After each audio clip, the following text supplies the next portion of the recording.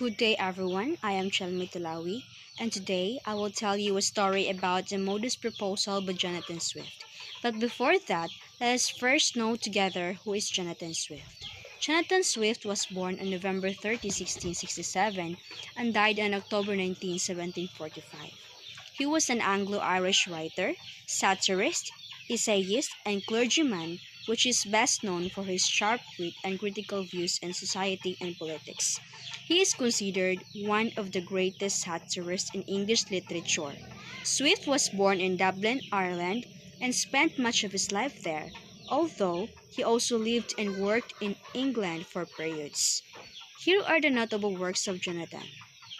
First, the Gulliver's Travels in 1726, which is a satirical adventure novel that critiques human nature, politics, and societal norms through the protagonist Lemuel Gulliver's travels to fantastical lands, and the story of a modest proposal in 1729.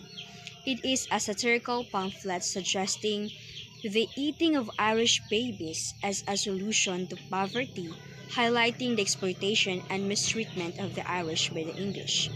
Now, let's proceed to the summary of the story. The story begins with Jonathan Swift describing the terrible poverty in Ireland.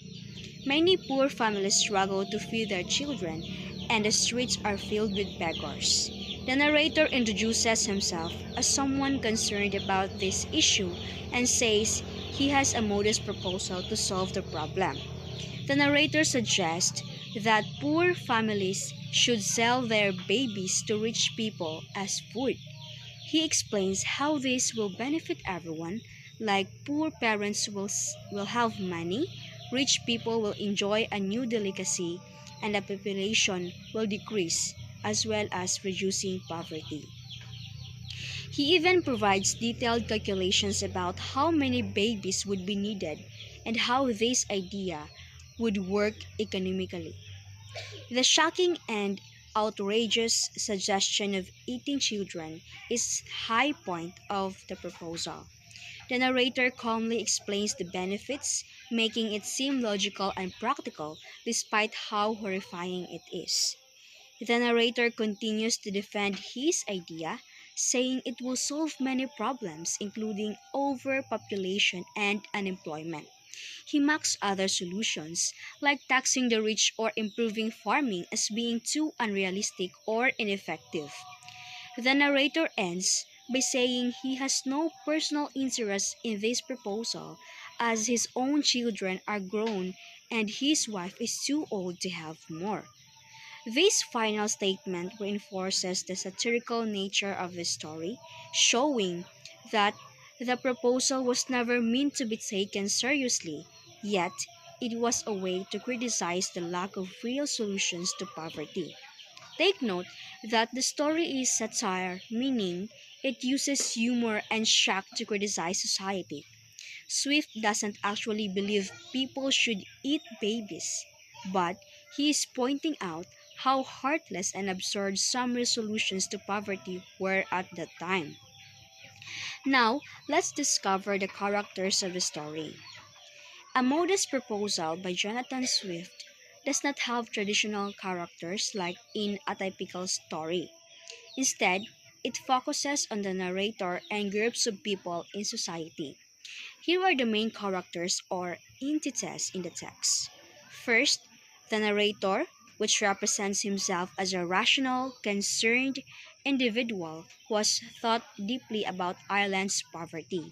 However, he is intentionally absurd and satirical, using his extreme modest proposal to criticize society's indifference to the poor. Second, the Irish poor, and these are the struggling families, especially women and children, who are described as being destitute and in desperate need of help. The narrator pretends to care for them, but his proposal shows a lack of real compassion. Third, the wealthy landowners and English rulers. They are indirectly represented as the powerful but exploitative class. Swift uses satire to criticize their greed and failure to address Ireland's suffering. And last, the readers or audience. Swift's intended audience are the wealthy English citizens and policymakers in a way the characters being addressed. The proposal is a critique of their inaction and heartlessness toward Ireland's problems.